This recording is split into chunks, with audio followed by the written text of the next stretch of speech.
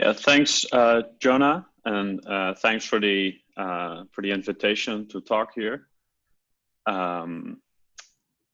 Yeah, so today I would like to talk about a project that came out last June with another postdoc at Stanford, Onkar Parikar, and it's about a slightly different aspect of the TTbar flow that we thought was not explored very well before, and it's about how states and operators change. Of course, there has been some previous work on that. I'll mention that along the way. But yeah, just to quickly motivate this whole TTbar discussion. So we know from CFTs that they're well-behaved, well-studied objects, and they live at the endpoints of RG flows, as I've you can see this cursor, right? As I've drawn here, and usually we start in the UV and trigger an RG flow with a particular operator, relevant operator, and we flow to the IR. And one of the difficulties, of course, here is to get non-perturbative results in this coupling lambda. Usually we do some perturbation theory and get some approximate results. Of course, there are techniques like anomaly matching and things like that to relate quantities in the UV and IR. There's monotonicity of the central charge in 2D and various other quantities in higher dimensions. Yeah, but in general, it's complicated to study such flows non-perturbatively in the coupling. And what I want to talk about today, and of course, what you guys also already know, it's a big TTbar crowd in Chicago. The thing I want to discuss are irrelevant deformations. And of course, they're much more sort of, from the traditional point of view, a bit more controversial, non-renormalizable. You can think of it in an effective field theory language as a theory with a UV cutoff, or destroys the UV. So there's all these kind of interesting phenomena happening related to irrelevant deformations that we think are complicated, difficult, and but of course we know now that in two-dimensional, especially in the two-dimensional setting, there's a particular irrelevant deformation, the TTbar deformation, and that deformation is defined as a flow equation of the action. So say here S is the Euclidean action, then the deformation of the flow of that Euclidean action is given by this particular combination of stress tensors. And yeah, so at every step in this flow, we add this particular quadratic combination, and these stress tensors are evaluated at that point along the flow. So they depend on the deformation parameter lambda. And yeah, even though this deformation is irrelevant, was shown by Zamolodchikov and later by Smirnov and Zamolodchikov that this operator, this particular contraction of two stress tensors has nice properties, such as factorization and energy eigenstates or in translation invariant states and various other things that make it particularly pleasant to work with. And so we can compute certain objects in this deformed theory, even though this operator is irrelevant.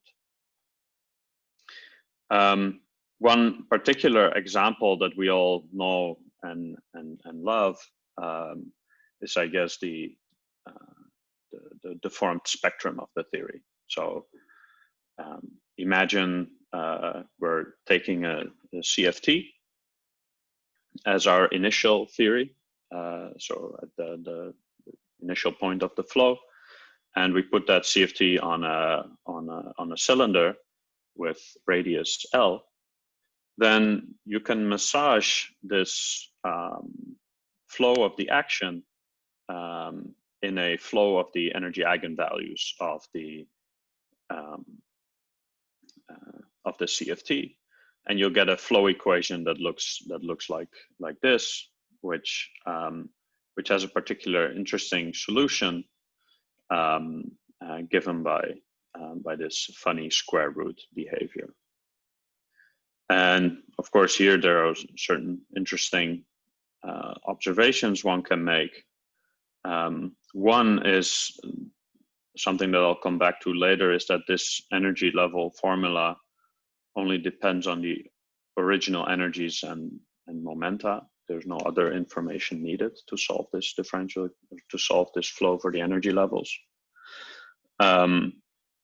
And furthermore, there is a potential complexification of these energies whenever this root becomes negative. And yeah, so that signals also some things about the presence of a UV cutoff, is that at too high energies, these deformed energies will complexify. Okay. So yeah, so these are, yeah, so this, again, to emphasize, this is a non-perturbative formula. This root, you only get that in this non-perturbative fashion. Of course, there are other results that are known, and I'll probably highlight some of them later on. There's also another interesting connection with ADS-CFT, where you can, for a particular sign of the deformation parameter lambda here, the TTbar deformation has a dual description as putting the ADS space in a finite box, and where the deformation parameter becomes then related to the radius at which it is cut off, as I denoted here. This in particular for ADS3. Actually, Jorrit, do you understand how to make that statement precise on either side, either the field theory side or the gravity side? Like what boundary conditions would you put at the cutoff surface on the gravity side, and what energies are you retaining on the field theory side? Yeah, wonderful question, of course. And I think that's sort of the goal of this whole program, to try to understand indeed that question. In the two-dimensional case, recently with Luca Iliescu, Joaquin Turiachi, and Herman Verlinde, we sort of looked at the two-dimensional version, the JT gravity at finite cutoff, and that example is particularly nice in that, okay, we put Dirichlet boundary conditions at the finite cutoff for both the dilaton and the metric, and we found that if you compute the partition function just using a Euclidean path integral with those boundary conditions, you can reproduce the thermal partition function that you get from a one-dimensional version of the TTbar deformation. So in that setting, you can match the bulk Euclidean path integral computation to the boundary quantum mechanics computation. Yeah. Does that boundary quantum mechanics? Sorry, I don't want to detract, take too much time away from the rest of the seminar. Does that boundary quantum mechanics have the same complex high energies that you find in the? That's right, and so that is still something that we found that on the bulk side there was again some sort of complexification, which of course is mysterious, and we don't really know what to do with that. And the boundary theory also has that same complexification. And we had some proposal you know, when you have the Wheeler-DeWitt equation, there are two solutions, and you could like make a linear combination to get rid of those complex energies. But there were other problems related to that. Yeah, I mean, if you want to learn, if you want to know more about that, we can definitely talk at some point in more detail about that. Okay, great, thank you. Yeah. Right. So that was more the ADS CFT side.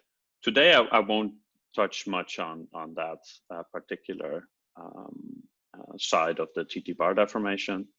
I'll mostly focus on just the field theory interpretation, and later on we'll look back in ADS CFT what that implies. Okay, so. Right, so today we're going to talk about the flow of states in the TTbar deformed theories, and just to sort of motivate a little bit what we're going to be after. So recall that I wrote down this formula for the deformed energy levels. It's some function f sub lambda of the original energy and the original momentum. Of course, the momentum does not change in this deformed theory. But what this motivates is the fact that we know a complete set of states in the deformed theory, given the original ones. This sort of motivates that we could potentially also write the Hamiltonian, just a full Hamiltonian as an operator, as a function of the original Hamiltonian, an original momentum operator. Now, of course, and that's motivated because we know that in a complete set of states. But I can always stick in this unitary operator U in this fashion here, which will still have the same eigenvalues, but the basis, the energy eigenstates will now be mixed and will change a little bit along the flow. And what we will be after is precisely this operator U. And so this unitary operator U is what we will be looking for in this talk. And I will give an explicit expression for that operator. So to start off that discussion, I want to slightly change the definition of the TTbar theory. It's not a big change at all. I mean, it's just maybe a different way of phrasing things. Here I want to take the flow of the Hamiltonian and the flow of the momentum as the definition of the flow. So I'm going to take the flow of the Hamiltonian as given by the spatial integral of the TTbar operator. And I'm going to take the momentum operator to be independent of lambda. This definition gives you straight away the conservation of the Lorentz symmetries along the flow. And classically, this is the same as the flow of the Lagrangian, or the flow of the action that I showed you before. But quantum mechanically, there could be differences related to operator ordering and things like that. The nice thing about this particular way of phrasing it is indeed you preserve the symmetries of the theory with this definition. And so this will be my starting point for the rest of the talk. And what I want to start off with is to analyze this flow equation in a bit more detail. I first want to present a bit of a technical result to rewrite this right-hand side in a more convenient way. Yeah, so let's just start with that.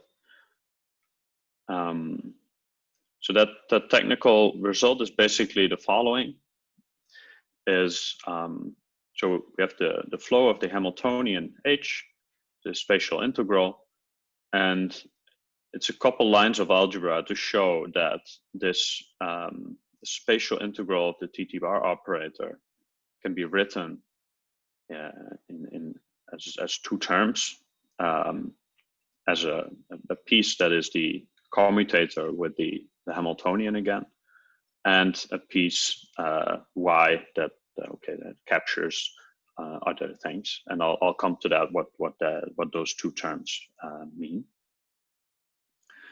So to get to this particular form, the first step you do is this sort of Cardy's trick where, since the TTbar operator contains two stress tensors, it's convenient to introduce another integral and a delta function to write this object, and then we want to replace the delta function by a green function.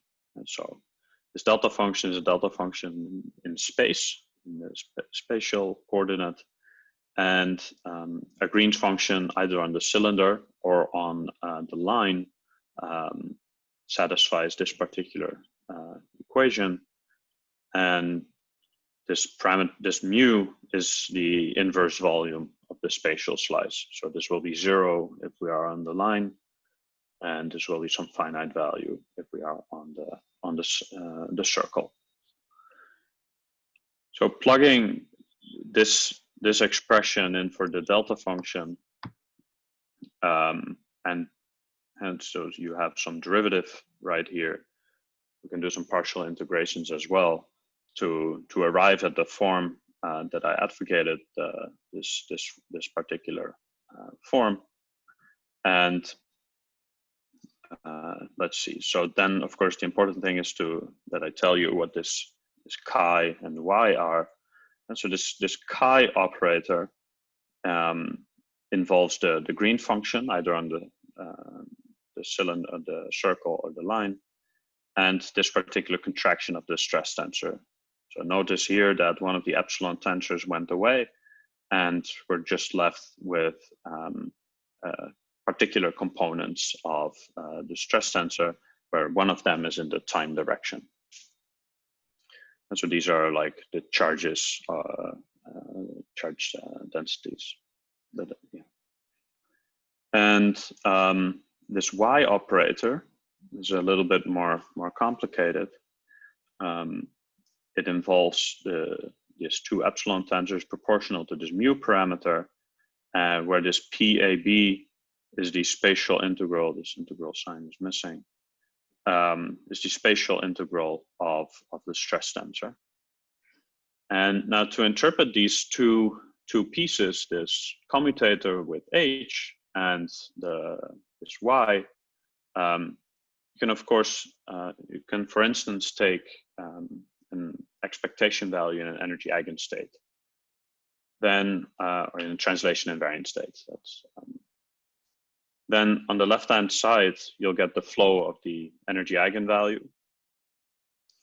And this term will go away because it's a time derivative, and in translation invariant state, that's 0. And then you're just left with this y piece, the expectation value of y. So this y is actually responsible for the flow of the energy eigenvalues. Whereas this other object is more related to the states, as we will see. Notice furthermore that y being proportional to this mu will only appear for the cylinder. So if you're on the plane, then the energy eigenvalues do not flow, and this y piece drops out. For most of what I will be talking about, we will focus on the plane, so where this y term is absent. Including this y is really complicated, and we don't really know what its effects are. But I'll mention that later on.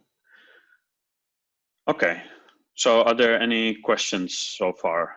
All right, let's go on. yeah, so with that little technical result, we have actually all the ingredients we need to study the flow of states. And so that's actually quite simple from standard perturbation theory. Here I'm gonna sidestep issues about degeneracies and things like that. So let's just use the non-degenerate perturbation theory here. And that particular, for that particular case, we can write down a flow equation of the states. So here this n sub lambda ket is a state in the deformed theory, an energy eigenstate in the deformed theory. And sometimes I'll write n sub 0, and that will be a state in the undeformed theory. So here you see that the flow of the energy eigenstates, of course, related to the flow of the Hamiltonian, and we've just seen how simple basically this flow of the Hamiltonian is, and so we can try to plug that in and find an expression for how these states flow. So what we're going to do in practice is that you use completeness of these n lambda states. Of course, what I'm also going to ignore here is this complexification issue. That might like complicate things much more. And as Sadly was asking, what do we do with these complex states? Do we throw them away? Do we not? Yeah, what happens? And of course, that affects completeness and all these type of things. So if you want, you can basically just take the plane yeah, think about the plane case. Then this denominator we're going to write in as an integral, and by defining these states as a unitary operator u sub lambda times n0 and a phase factor, we can write down the following expression for this operator u. So this u, I'll come to that in a little bit. So this n, this theta, this phase is basically some combination of the undeformed and deformed energies. There's a regulator piece on the coming from this integral that I'm using here. But yeah, that doesn't contain any of the physics that we're interested in. The physics of these changing states is really contained in this operator u, and that's a path-ordered exponential of the following integral.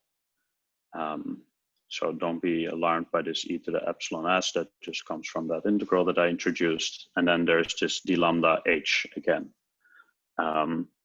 And this operator, d lambda h, we had a simple expression for that as a commutator with h. Now that's a time derivative, and that eats up this integral for s. And I just need to integrate this chi operator over lambda, and the y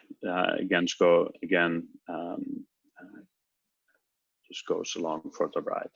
And so on the plane, this will be gone, and it's just a simple expression for this chi. Now, one thing that you can notice here, and people have noticed in the past also, and this chi and y, or whatever the TTbar operator itself, they're all quadratic in t's. So there's one obvious thing that you can do to potentially simplify this expression for u, is to do a Hubbard-Stratonovich transformation. And for instance, on the plane, when we forget about this second term, the u operator becomes this path integral. And so this path-ordered exponential of 2t's just became 1t with an Hubbard-Stratonovich field psi. And notice here that only, again, particular components of t appear. And this action s for this psi is this particular action. There's a little bit of a Chern-Simonsy type flavor, although there's no like lambda derivative in there, so it's not exactly that. But yeah, so that's the expression for U, and notice that U sort of lives on a spatial slice, and the lambda direction gets geometrized by this path ordered exponential. And so we'll refer to this as the Cauchy string.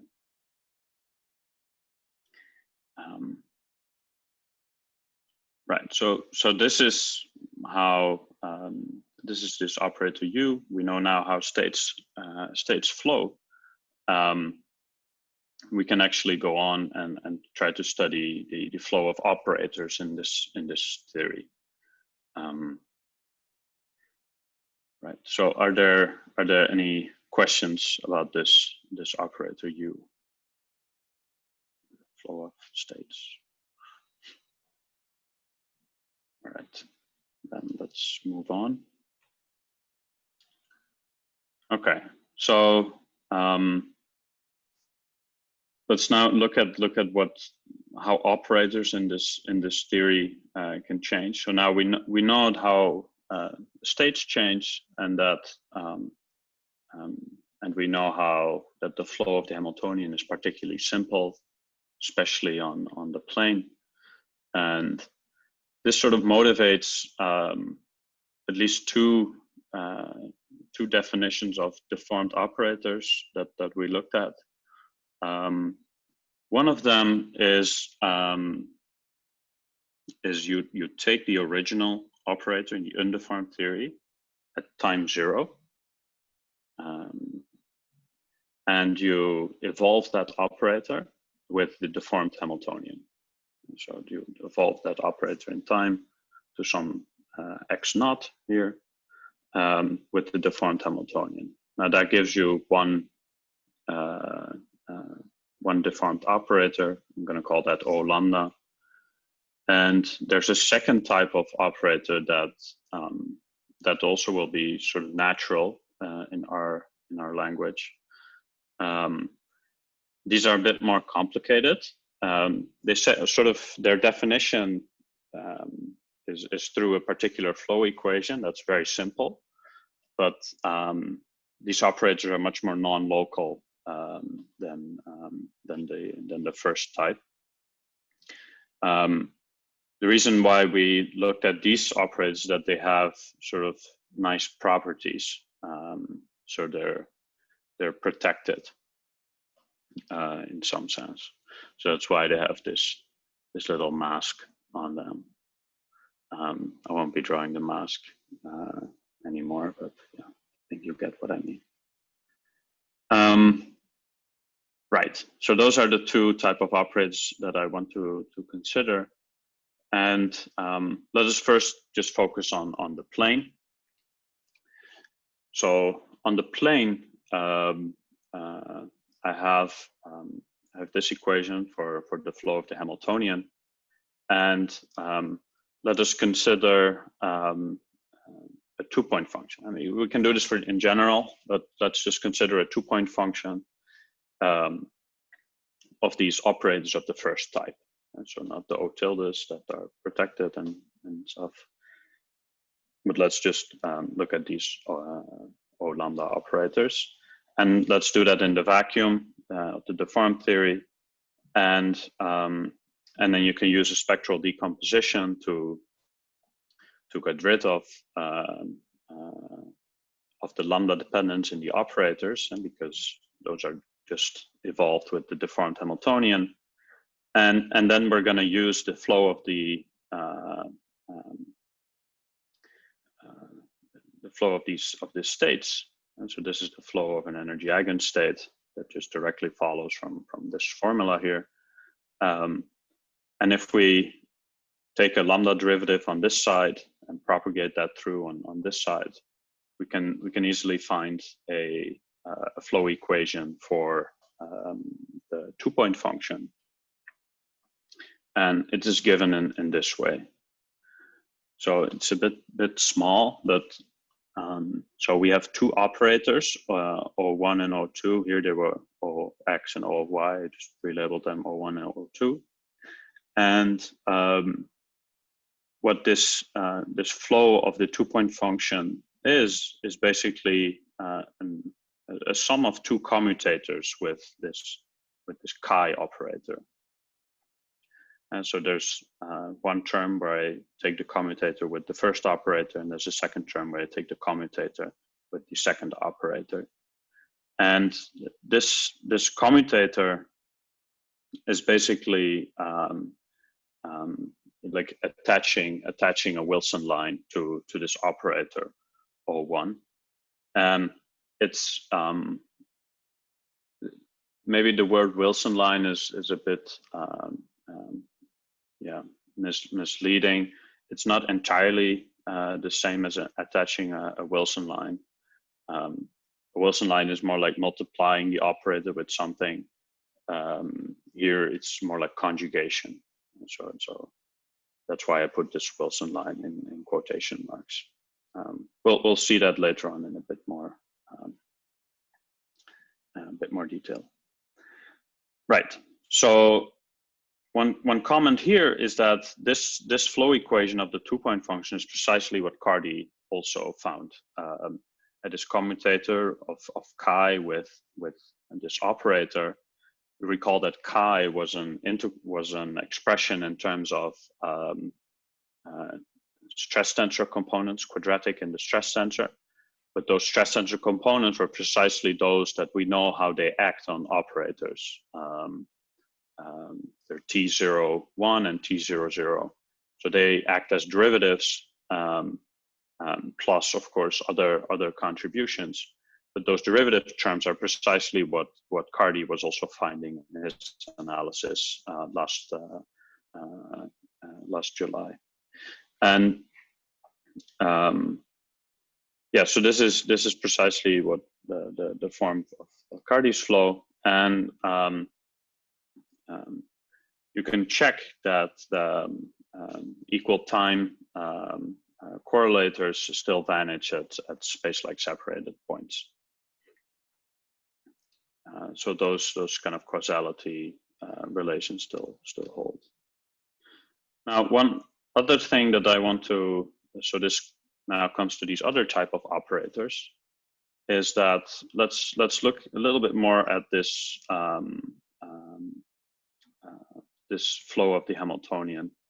So it says that the flow of H is a commutator of H with something. Now this we know very well as being in the classical sense as a canonical transformation, where this commutator is replaced by a Poisson bracket, or as a Bogoliubov transformation in the quantum mechanical sense. Now, if you, for instance, look at a free scalar example and try and work out what this flow of H implies on the flow of the of phi and pi, the conjugate variables in the theory, the phase space variables, then you'll find that they flow in a similar way. That the flow of phi is again a commutator of phi with chi, and so that sort of intuition, or that that result that came out here on the plane as interpreting the flow of H as a canonical transformation or Bogoliubov transformation, again translates to operators as well. And so one natural definition is of these deformed operators is in this way. And so the flow of deformed operators is again this commutator with chi. Right, so that's sort of the motivation of why we studied these O tilde operators. They have sort of nice properties that I will come to. And yeah, let's just see what that gives. Right, so yeah, so notice that we can also write down a sort of covariant covariantly constant condition for these O tilde operators. We can view this commutator as combining with the usual derivative and a covariant derivative. And then the solution to such operators is very, very simple to write down. It's you take the original operator O and you conjugate with this operator U. And remember, we're on the plane here. So this operator U is the path ordered exponential of this chi operator. And what this means, this U, this conjugation with U, means that the changes that you got from the states, they'll get washed out by the changes of this operator. So in particular, that means that correlation functions of this deformed operator or tilde in these deformed energy eigenstates is going to be the same as the original correlation functions. Furthermore, these O tildes, of course, because of this conjugation with U, are non-local. And this U is a non-local operator. However, commutation relations of two different O tilde operators at different points will still satisfy the same algebra as the original operators.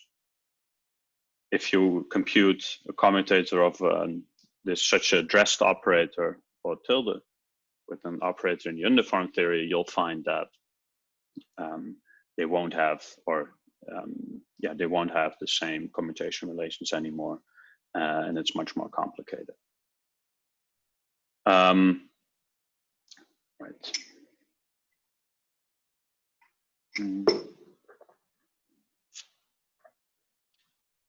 Okay. Yeah, so this is merely also what I meant before, is that what this dressing does is not really attaching a Wilson line, but that would be when I don't have this U inverse, for instance, but it's more conjugation. And that's why naively you would think that, oh, if I have a Wilson line and I try to commute two operators and there's operators in between, this Wilson line can cross and things like that. Here, this is not really like a Wilson line, but it's more conjugation. And so those type of issues are not present in this case. All right. Now, given this O tilde, you can also wonder, maybe we can define a stress tensor that is similarly defined. So that will be a definition of the deformed of a dressed stress tensor in this way. Of course, it's a bit odd to call this a stress tensor. It's non-local and things like that. But the cute thing here is that this T tilde, you can show that it is conserved. As you take the deformation parameter away, you get the original stress tensor back. And furthermore, it generates all the charges, all the Lorentz symmetries in the theory. Now, if we combine this definition of the stress tensor with what we know about the commutation relations, then we can say something rather interesting. That is that with respect to this stress tensor, this T tilde, since the commutation relations of these T tilde operators will be the same as in the original theory, the undeformed theory, it means that all the global symmetries will still be preserved along the flow with respect to this stress tensor. And so that means that if the seed CFT, the seed theory is a CFT, then the deformed theory with respect to this stress tensor will also be a CFT. And so this would be an example of a non-local CFT.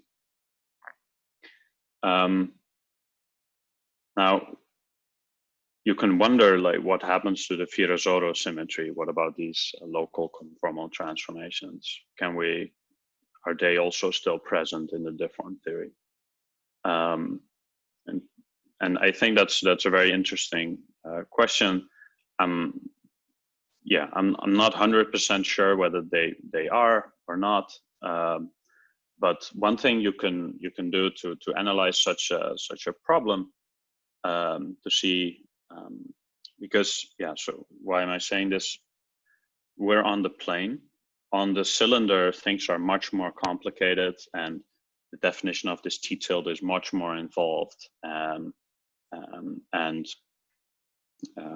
so it's not very natural to talk about Virasoro symmetry in that case. It's not clear to us. On the plane, we see that there's this nice operator. You can wonder, okay, can we maybe pull back the mode, the Virasoro modes from the cylinder, say in some diamond on the cylinder, and pull them back to the plane to construct the Virasoro generators in that case. Yeah, so that would be one way of analyzing those, whether the Virasoro symmetry is also present in a deformed theory. Does the dressed operator have any? I mean, there's no holomorphy now, right? Once you've made it non-local. That's right. That's right. Some of these properties go away when you construct this T tilde operator. But yeah, you can, with respect to light cone coordinates, if you do this, you pull back these modes from the cylinder to the plane. There's still an expression you can write down for these operators as certain integrals over null rays. Yeah.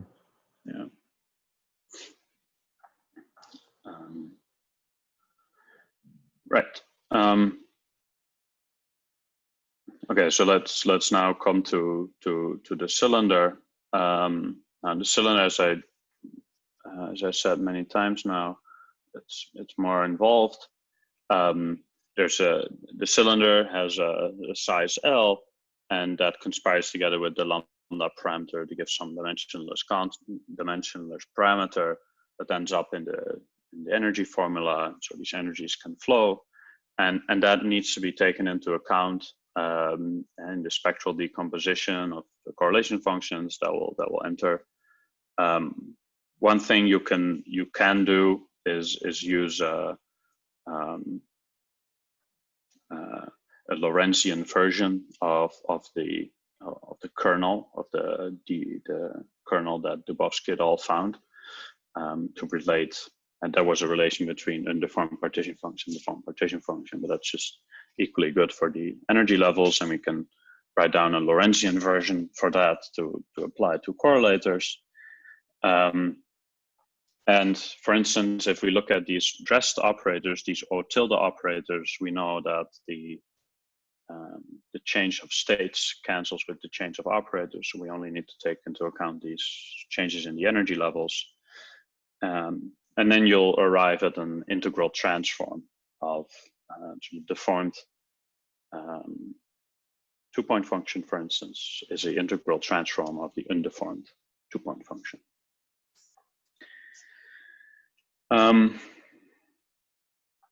Right, so that's what I just said. Okay, before I move on to some fun stuff, are there any questions at this point?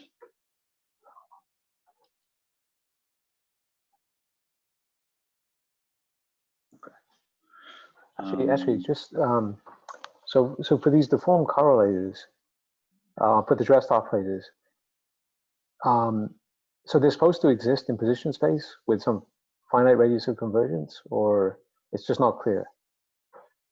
Say 3-point functions or 4-point functions. Right. I think for on the cylinder, you mean, or on the plane, or even on the plane. Even if we look on the plane. I think on the plane, for these operators O tilde that I defined, these guys, they will just be the correlation functions in deformed states will be the same as the original correlation functions. So okay. because this U is sort of Just special. dropping out. Yeah. Yeah. Now, if you look at these other operators, the ones that so the ones right here, then okay, this is more complicated, and we found a flow equation for it. We haven't solved that or anything, but this is the flow equation they have to satisfy. Okay. Yeah, so that's more complicated. Mm.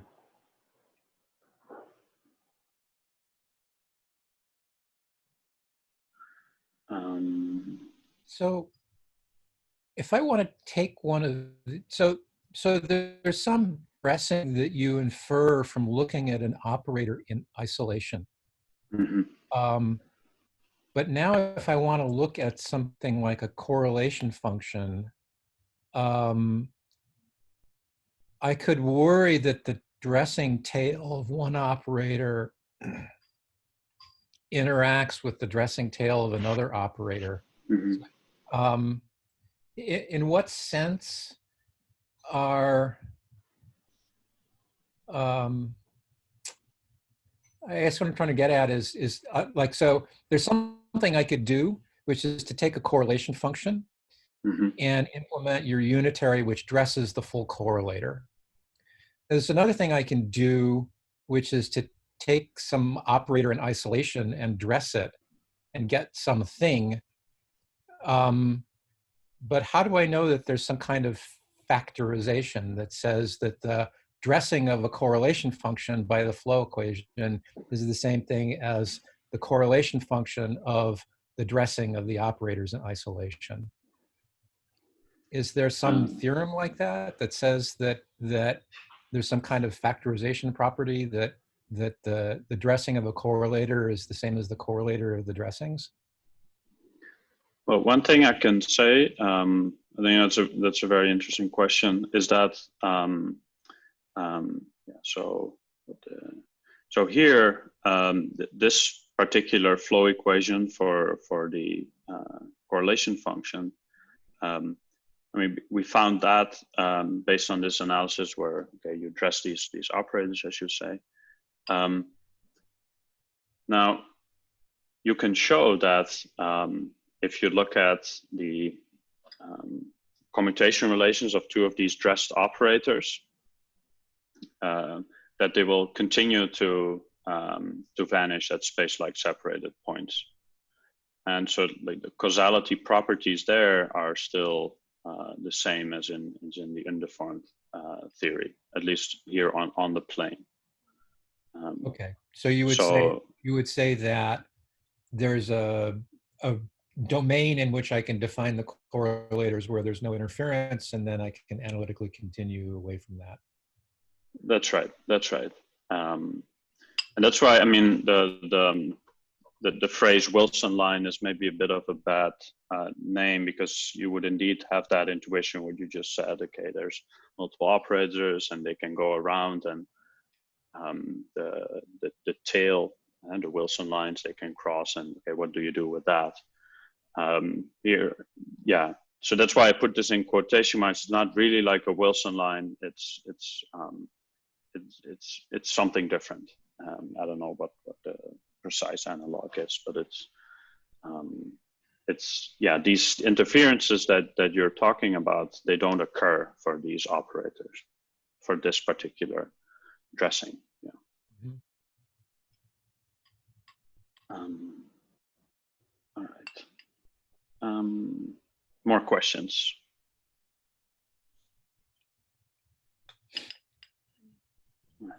I mean, Emil's question is basically why in that equation you just showed there isn't one more term, which is an integrated TTbar, right? Where in this equation? So basically, I mean, forget about everything that comes before it. So you are interested in calculating a correlation function at some lambda, okay? Mm-hmm. And so C2 of lambda is that 2-point function, right? So you differentiate the 2-point function, And usually if you open a quantum field theory textbook, they will tell you there are three terms. One is the derivative of operator number one. One is the derivative of operator number two. And third is bringing down the change in the interaction from the exponent. You only wrote the first two, not the third. And Eamon's question is, where is the third? I see. Yeah. Yeah, so maybe, I mean,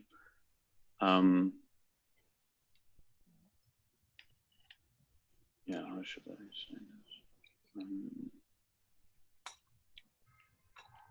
I think it's really, I mean, if we take this definition of the correlator, of this deformed correlator, the one that I wrote here, I mean, I've chosen a particular form of this operator, O lambda.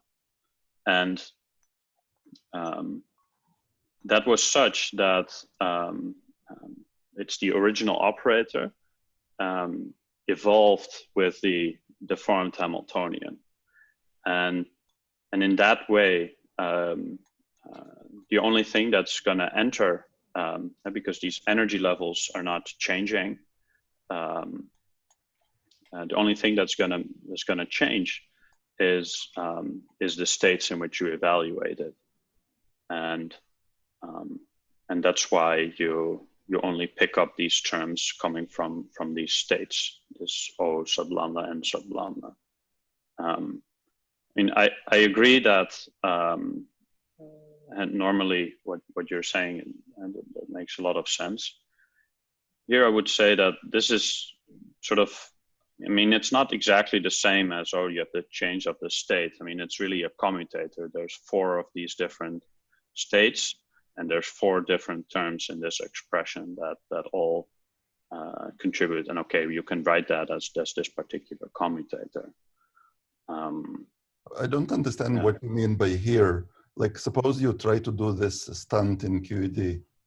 So you take some operator like psi bar psi at x1, psi bar psi at x2, etc.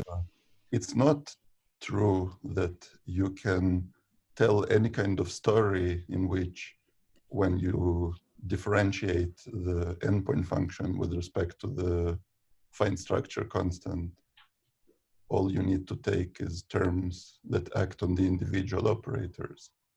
So what do you mean by here? Like what's... What I mean is that I defined this O of lambda in this way. So these operators are defined in this way. And that's a definition that I took. Can you do this in QED?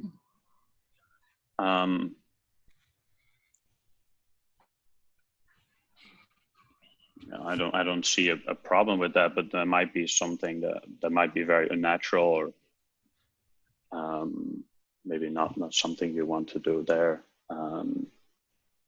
Let's see. Well, never mind. I was just explaining what Emil's question is basically about. No, but I think it's a fair point what you guys are bringing up. I mean, I took this definition, and maybe from the usual QFT point of view, it's not very natural. Yeah, that might be.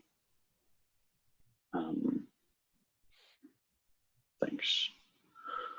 Okay.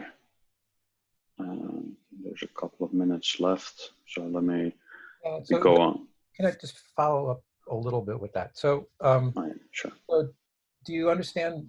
Is there some statement you can make about what happened? So these correlators. So if conventional quantum field theory, usual story is you define correlators in Euclidean space or at space-like separation, then you analytically continue in their domain of dependence, and to get the full Green's function in Lorentz signature and so on.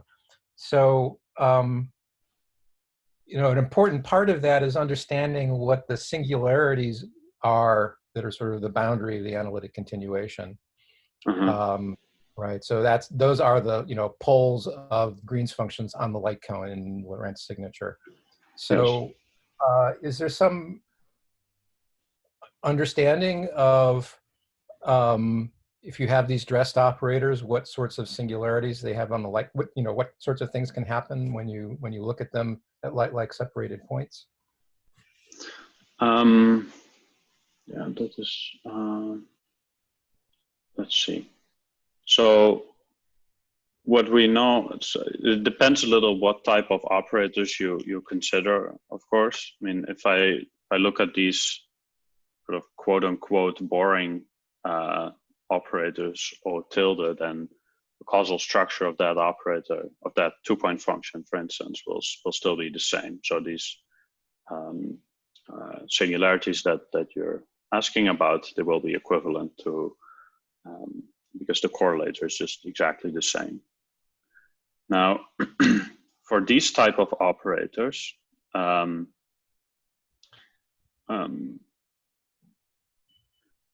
might be a bit more complicated. But given that the equal time, yeah, let's see. Given that the,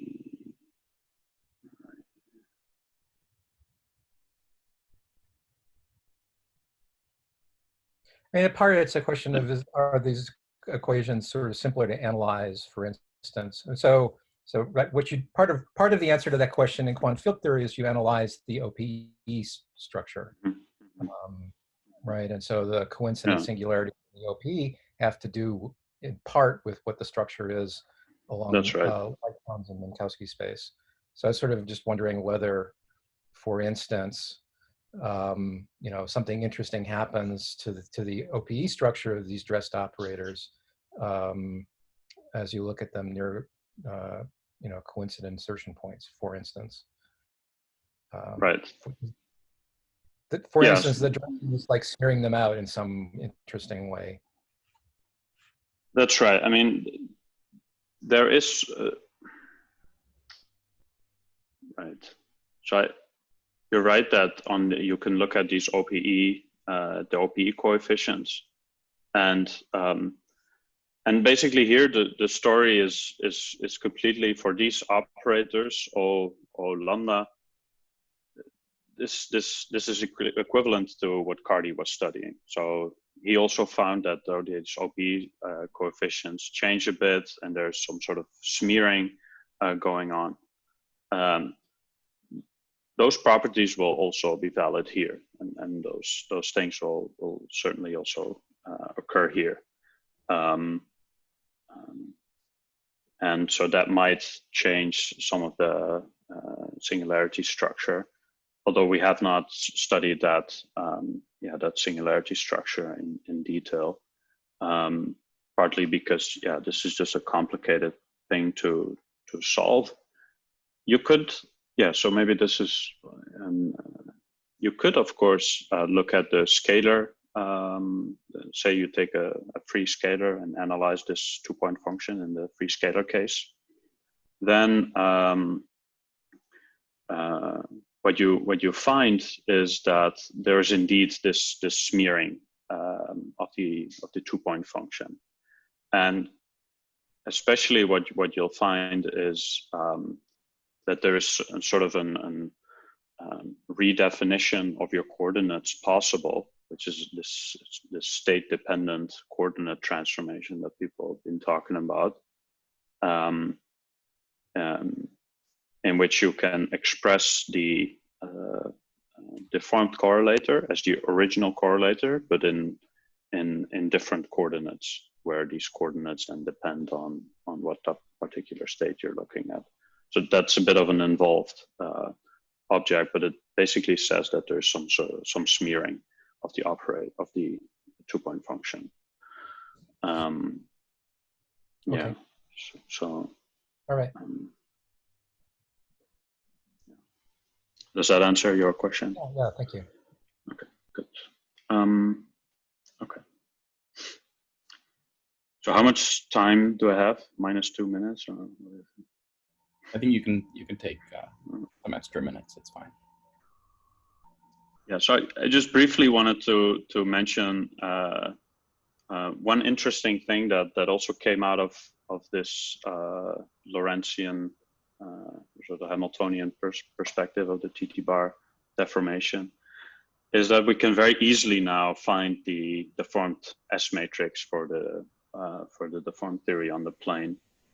And so here I'm writing this U operator again with this chi, and basically what I mean, I'm not going to present here all the details, but they were actually already worked out in a paper by Dubovsky and Gorbenko and Merdat on this S matrix in TTbar deformed theories.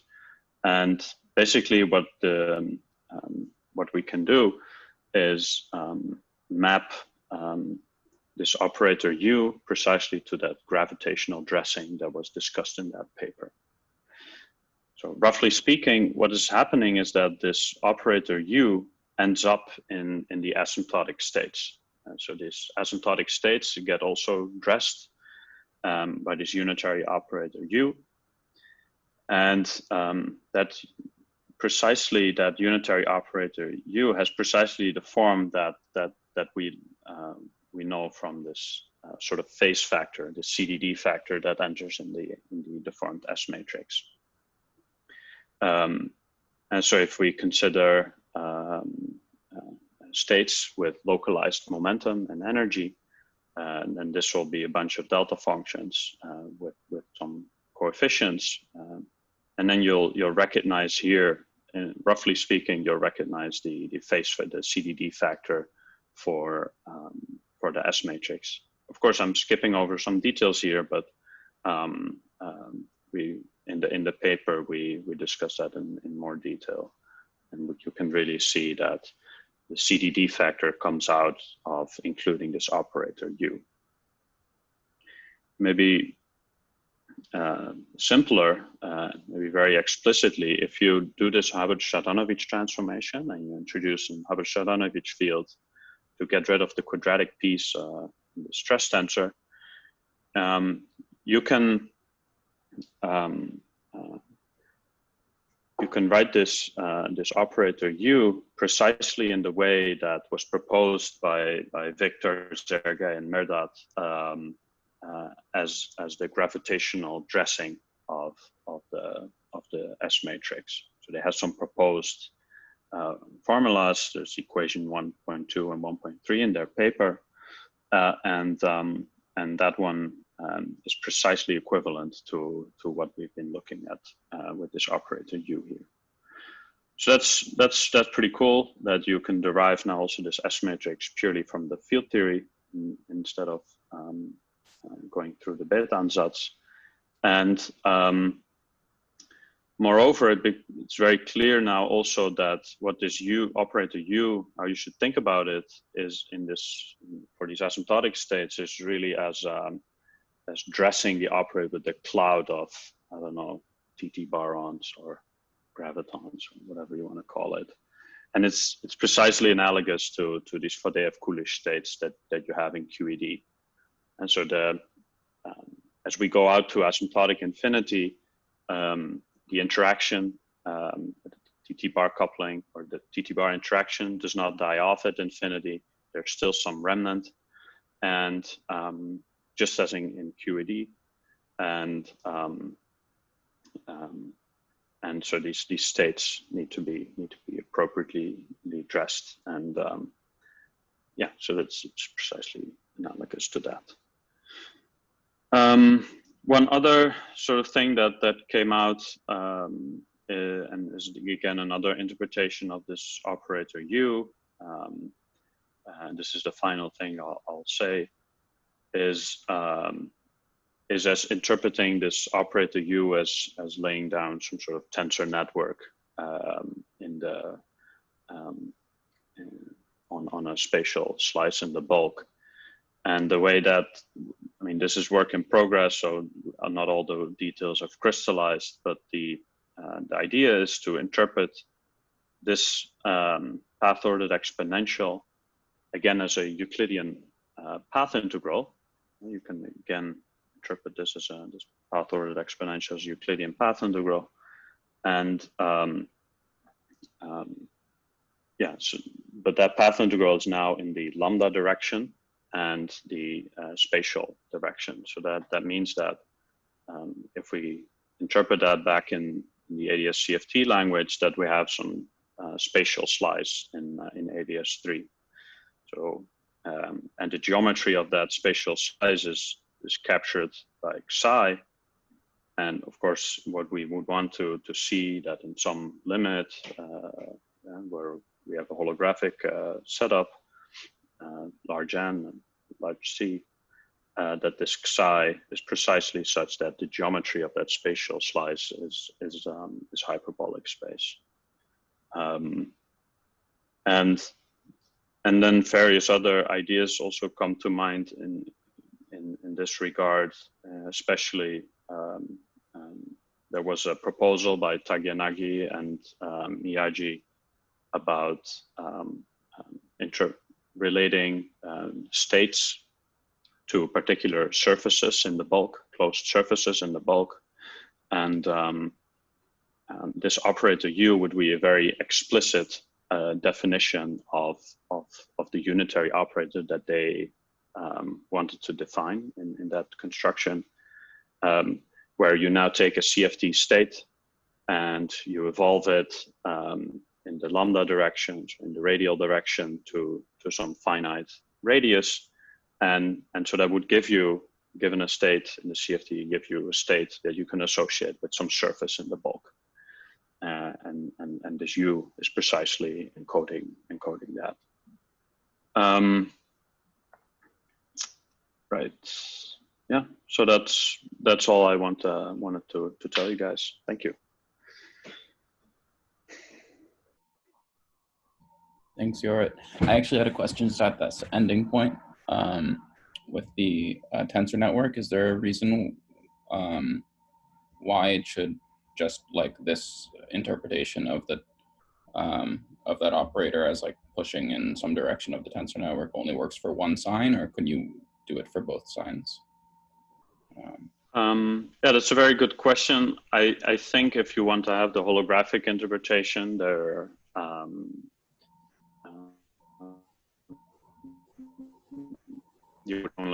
that will only work for one sign. But potentially, yeah, potentially you could also make that work for the other sign. But I'm not sure whether there would be any, like this lambda direction, you cannot interpret anymore as a radial direction in some geometry. So like, yeah, you can always do that, but okay, it's not natural in the ADS CFT context. Yeah, notice also, right, that there's still this path integral of psi that I need to do. So if this is sort of a tensor network, then I'm sort of taking an average with this Euclidean action. And so it's more like a random tensor network, and the idea would be to see if there's some saddle at large N that gives you the ADS geometry. But from this field theory side, is there any, does it choose one sign in any way if you're interpreting this as a gate, or can you just kind of continue pushing in the radial direction? Yeah, there's no particular choice of sign here. Okay. Thanks. Yeah.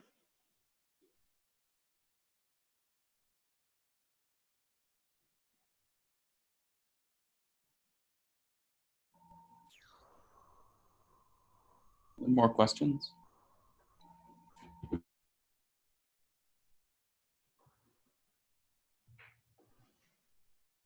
Is there any hope of evaluating that U and actually construct the tensor network?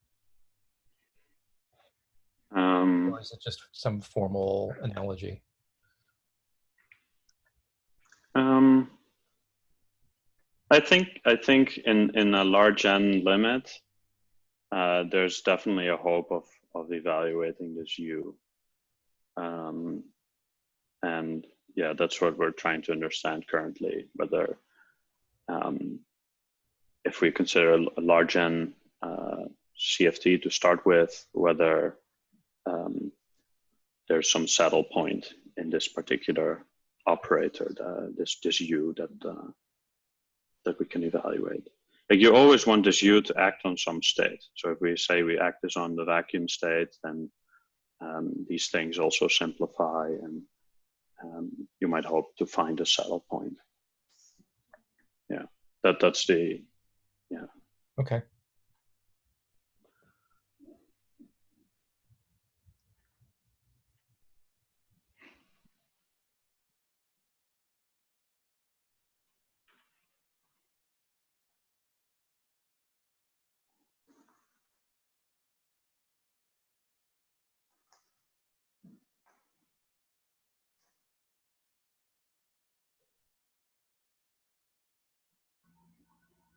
Okay, if there aren't any more questions, let's thank Jorrit again for the very nice talk, and I'll stop the recording now.